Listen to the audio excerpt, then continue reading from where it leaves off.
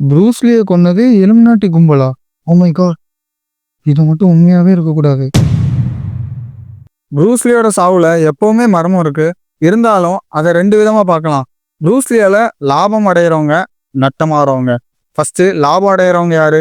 Obviously Bruce Lee மாதிரி நெறைய மக்கள் ஆகணும் அப்படின்னு சொல்லி ஜிம் போவாங்க, ஜிம் ப்ராடக்ட்ஸ் யூஸ் பண்ணுவாங்க. ஸோ அவங்களுக்கெல்லாம் ப்ரூஸ்லியால லாபம். நஷ்டம் யாருக்கு? ப்ரூஸ்லி மாதிரியே எல்லா மக்களும் மாறிட்டாங்கன்னா, எல்லாருமே ரொம்பவே ஆக்டிவா மாறிருவாங்க. சோம்பேறியா மக்கள வைக்கவே முடியாது. சோம்பேறியா வைக்கலன்னா ஆப்வியஸ்லி இங்க நெறைய ப்ராடக்ட்ஸ் மக்கள்கிட்ட சேல் பண்ணவே முடியாது.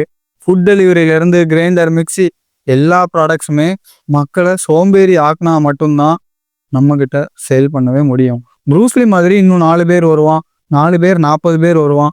மக்கள் ரொம்பவே அவங்களெல்லாம் பார்த்து இன்ஸ்பயர் ஆகி ரொம்பவே டிசிப்ளினரியா மாற ஆரம்பிச்சுருவாங்க. அப்படி மாறுனா இங்க நெறைய பேருக்கு பிரச்சனை. நெறைய ப்ராடக்ட்ஸ் விக்க முடியாது. நெறைய பேருக்கு பொழப்பு நடக்கவே நடக்காது. ஸோ ப்ரூஸ்லிய